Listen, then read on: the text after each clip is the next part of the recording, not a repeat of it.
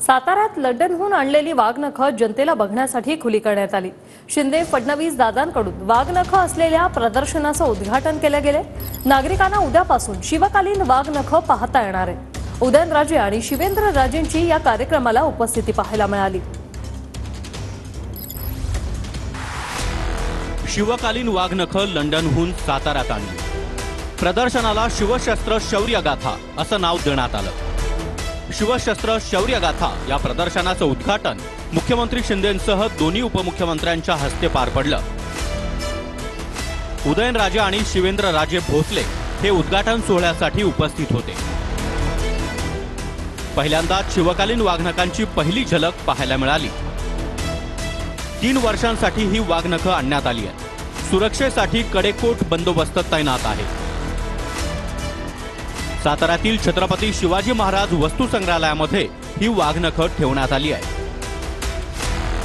मुंबईतील छत्रपती शिवाजी महाराज वस्तू संग्रहालयात देखील ही वाघनखं ठेवण्यात येणार आहे। त्याचबरोबर नागपूरच्या सेंट्रल म्युझियम, कोल्हापुरातील लक्ष्मी विलास पॅलेस या ठिकाणी देखील ही वाघनखं ठेवली जाणार आहे।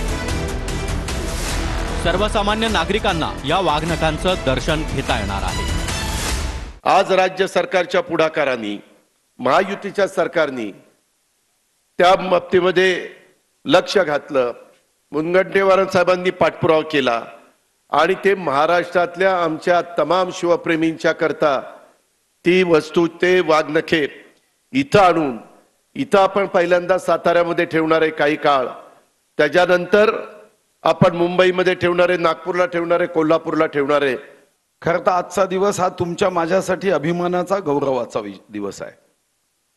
हे वाघनख म्हणून याकडे बघू नका, हे वाघनख आणताना भावना म्हणून बघा की या वाघनखाच्या माध्यमातून जो म्हणून या महाराष्ट्राच्या रयतेच्या राज्याकडे वक्र दृष्टीने बघेल, त्यागा शाब्दिक वाघनखातून त्यागा संपवण्याचं काम आपल्या सर्वांना करण्याचा संकल्प म्हणजे आजचा दिवस आहे। आज सुधीर भाऊंनी ज्यावेळी मुख्यमंत्र्यांचं स्वागत केलं त्यावेळी त्यांना देखील वाघनखं दिली आहेत।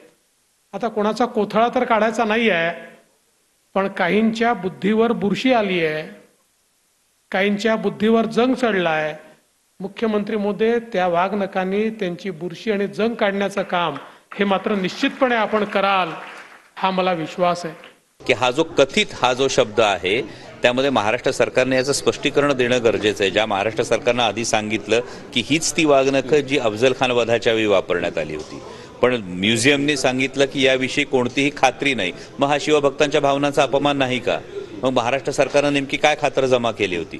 बरं, वाघनखं जी आली, या वाघनखांचा आनंदच साजरा व्हायला हवा, पण मग ती वाजत गाजत का नेण्यात आली नाही?